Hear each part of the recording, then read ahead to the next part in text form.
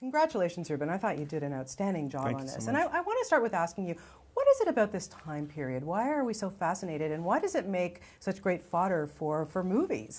I think the post-war era in America was just a really exciting time, and the country had been through a rough patch between the Depression and World War II. That there was just an exuberance to life when people came back from the war, and I think that was represented in the clothes, in the cars, in the music. It just was a really stylish time that it's fun to celebrate. You know, honestly, getting to recreate it and feel like we're there, giving the audience an immersive experience of going back in time was just, for me, really exciting. I would think that you were obviously a fan of this genre. Were there other types of films that you kind of looked at before you got started making Gangster Squad? Yeah, there were a ton of movies that we looked at. I mean, some of the classic gangster movies from the era, like White Heat or Gun Crazy, were definitely ones we looked at. But, there's also the tradition of gangster movies, whether it's like Scarface, which, wasn't set in the time, but is a classic gangster movie, or Goodfellas. They're gangster movies, but not necessarily 1940s era gangsters movies. But then there's, The Godfather, The Untouchables, LA Confidential, or some classic films that we looked at. Yeah. What was most challenging, bringing this era to life for you? There's so much detail. It was tricky bringing the era to life just because so little of it still exists. It's all been kind of razed, and so we had to find some buildings that were intact from the time period, and then also just collecting the cars and the clothes and the guns and everything was exactly period accurate. So the attention to detail of my production designer, Maher Ahmed, in terms of designing it and then filling this, all the sets are really, they feel real and authentic, and it's all real stuff that was from the period. Yeah, I want to talk a little bit about the casting, because were you basically pinching yourself when you got this cast?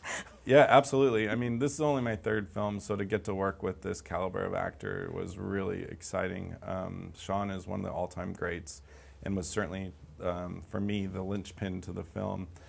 And so he was the person that I first went after in terms of like assembling the cast. And then once Sean agreed to do the film, I think he kind of gave it a stamp of approval that other people decided that they were willing to give it a risk.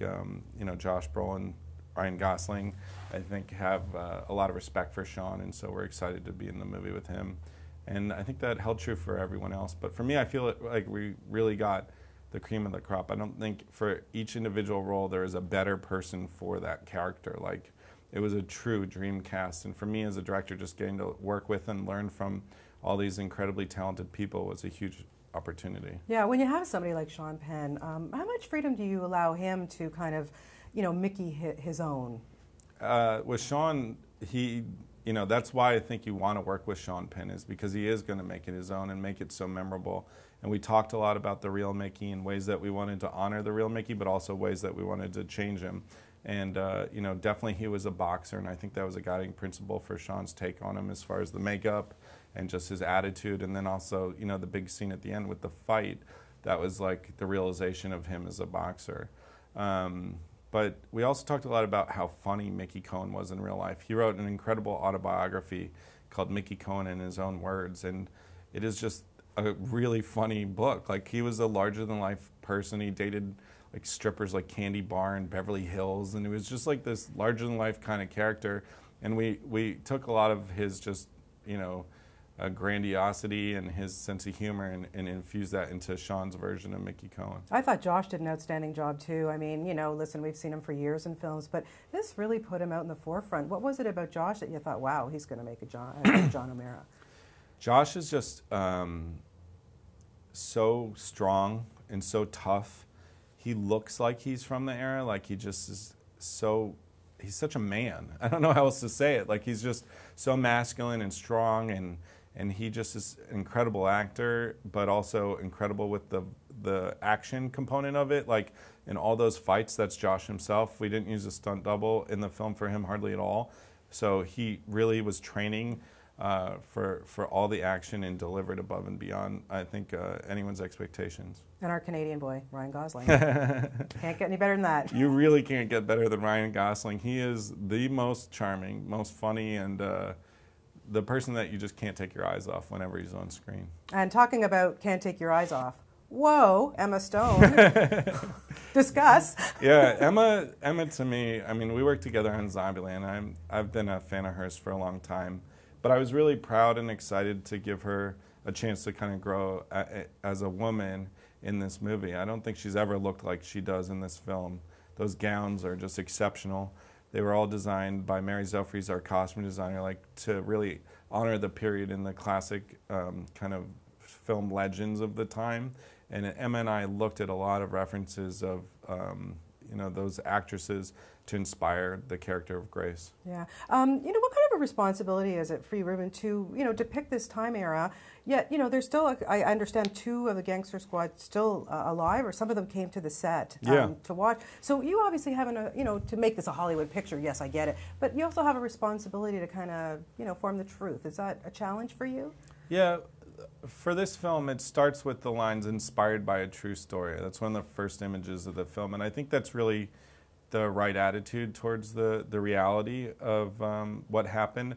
We took real characters and real situations, but we were inspired by them to make it an entertaining Hollywood movie.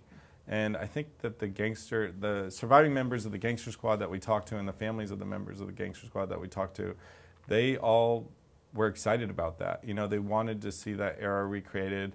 John O'Mara's kids came and visited the set, and were so proud that we were making a movie about their father, and they were really just excited to see it all come to life. Yeah. I'm wondering, we were just talking briefly about the clothes and the makeup and all that, but man, the clothing, like I would think that those guys, and as I say, Emma put on that stuff, just put them right in the era. Yeah, there's something about just putting on the hats especially, I think.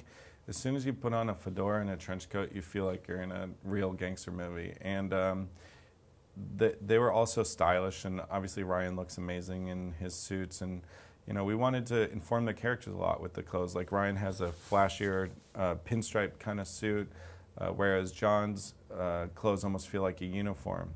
Sean, the real-life Mickey Cohen, was an incredible clothes horse. He even owned his own haberdashery that was on Sunset Boulevard, or actually Santa Monica Boulevard. And so he was a clothes horse. He was notorious for never wearing the same suit twice. And the fabric that we used for him were all really sleek, fine wools and cashmeres, and he was just like a classic gangster and wanted to look the part. Yeah, really cool. Lastly, I want to ask you, you've given us 3 great but very diverse films, very different. Who are the directors that have influenced you in your career? I have so many favorite directors, it's hard to list them all, but the Coen brothers are really my favorite directors. There's so many of their movies that I love. Scorsese is incredible, and Goodfellas was a movie I watched a lot in thinking about this film. But I also love everyone from John Huston to Billy Wilder to Steven Spielberg to Chris Nolan to there's too many to list. There's a long tradition of great directors, and I'm really proud to be a director making movies in Hollywood, and also to get to make a gangster movie too, just because the lineage of gangster film directors is a pretty noble one, and so I'm really proud to be a part of it. Well, especially also Warner Brothers Studios. I mean, they gave such great early gangster films, so to have them to be a part of this had to have been very special for you as well, I would think. I think that Warner's was really excited and proud to get to make a gangster movie, just because that is their tradition. And if you go to the studio, the walls are lined with pictures of Edward G. Robinson and Jimmy Cagney. And I think we wanted to make a movie in that tradition, a fun kind of genre film. And I feel really lucky to have had the opportunity to get to work with Warner Brothers and to be a part of that tradition. Well, you've done an outstanding job. Congratulations to you, and a real pleasure to talk to you. Thank Likewise. you so much. Have a great day. Thank you. Thank you.